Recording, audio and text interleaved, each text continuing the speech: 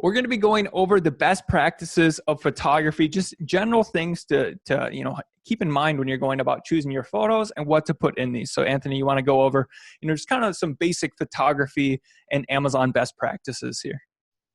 Yeah, absolutely. So the number one thing that I really want to stress with trying to make an image that looks good for an e-commerce platform like Amazon is to be really minimalistic in your shots, right? So just if you're taking a picture of the product, try to focus on the product itself.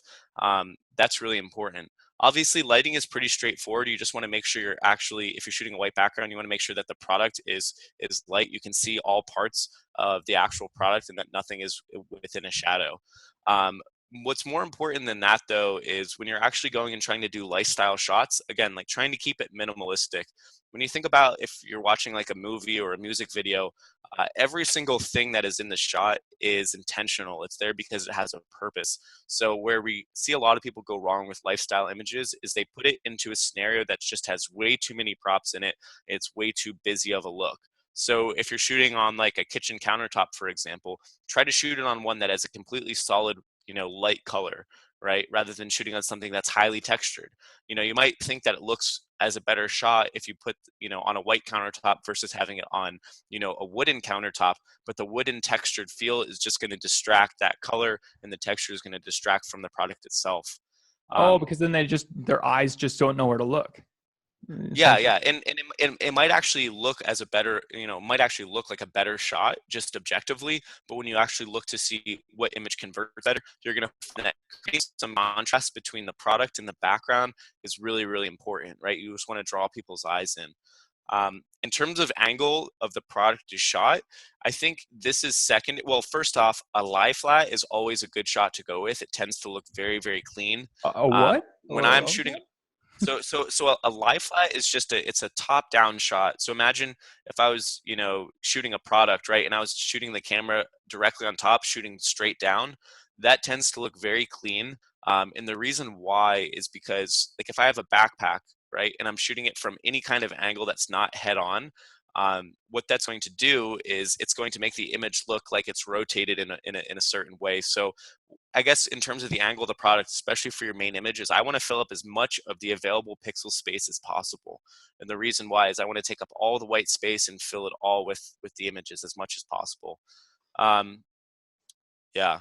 Yeah. And then in terms of like shooting from angles, think about like, oh, if I want to shoot from the left side of the product or the right side of the product. And a lot of people say, like, how do you determine which one? And it's very simple. You just look at if the left side of the product is where the zipper goes all the way down, and I want to show that this thing actually has a zipper, then I'm going to want to shoot it from that. Versus if the backpack, the zippers, the pockets would be open if it was to the right side, then I probably don't want to shoot it that direction. I want to shoot what's going to show the most number of features on the product. Okay. Awesome. So what do Also, you, last thing real quick is if you have yeah. branding too, try to shoot from the side that's going to allow you to see whatever branding you have on the product itself. Okay, awesome. So what are your thoughts about glossy backgrounds or flat backgrounds? You I know, mean, you know, we're almost always going to choose to go with a flat background. It tends to look a little bit better. I guess I'm a little bit confused too. What do you mean by glossy backgrounds? well, so glossy essentially base. Have you ever seen that where, so I've done sunglasses before and different eye products. And what I've done is I get that glossy base and then the product's on there and then you could see like the lens almost reflected a little bit down on Like the the bottom. reflecting down. Yeah. Yeah. I think if it's a super, if it's a product like that, it actually look like there's certain things that are going to look good with the glossy base underneath. You can also Photoshop the reflection on there. I think that's totally fine. From a conversion standpoint, I think it's probably minimal on actually what looks better, what doesn't. But I think on like jewelry and fashion items, it's a little bit more common just to give a little bit more perspective and depth to the shot. Okay. Yep. For sure. Let's see. Do I have anything else here? Let's see. Let's talk about 3D rendering. So, just on top of this, when should somebody render a product or should they ever? Yeah. 3D rendering is a really cool trend. Actually, I think it's going to be something that's increasingly more important in terms of what's actually allowed on Amazon. Up until recently, and still, I think in some scenarios, that you're not really supposed to use 3D renders. But as long as the 3D render looks as good as an actual version of the product, Amazon doesn't seem to care if it's a 3D render. right now, the technology for 3D rendering is much different than what it was at a year ago or 2 years ago, and it's actually getting pretty good. That being said, it does not work well on every single type of product. So if you have a product that's plastic, or a version of plastic, and it's a solid color, 3D rendering is probably going to look actually pretty good. But again, if it's like a textured product, I'm going to grab this. Hold on. Oh, there's this frame on the wall. Good example. I should have had this earlier. So this is like, it has like this textured wood color on it. So even if you get like the exact texture of this, it's going to be a little bit difficult for a rendering artist. They're going to be able to make the square frame, right? They might be able to put like whatever this is in the background on. They might be able to do the string. But in terms of actually getting the texture right, that's something that's going to be a little bit more difficult. So well, the other thing I'll say is that 3D rendering has huge applications. If you have a really cheap, not a cheap product, but if you have a very simple product, like I said, that doesn't have the texture, 3D rendering is amazing because pretty much like for a very small amount of money, you can have the artist go and create it. And then now, like I was saying earlier, in terms of going photoshopping lifestyle, now you have an infinite number of shots that you can do to position the product in someone's hand, to position it in its environment.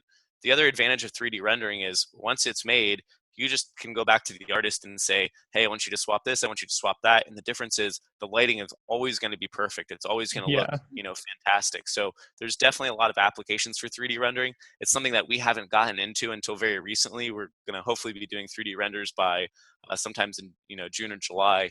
The other really big advantage too is if you have a 3D render and it's in the program, is like you can do things that you just couldn't do in the real world. So for example, if you had like a snorkel mask and you want to have, and so these are applications for video, but if you, and we'll talk about video later, but if you wanted to have in the video, you wanted to have this thing like explode and show the different parts of the snorkel mask, like here's the lens, here's like, the thing that touches your face, here's the snorkel, you can go and do that very easily in 3D rendering. Whereas in reality, like we'd have to take apart your product and it probably didn't actually work. And so we get people to ask us, like, hey, can you explode this? And we're like, if you have 3D renders, we can, and we can make an image that it has the exploded view. But without 3D renders, you can do it, but it's really, really difficult. You're gonna suspend each piece perfectly, or Yeah, oh, that'd be a exactly. nightmare. Okay, yeah. So yeah, definitely an interesting trend with the 3D rendering. So yeah, awesome. If you guys have any other questions, let us know down below and we'll get on to the rest of the product photo stuff.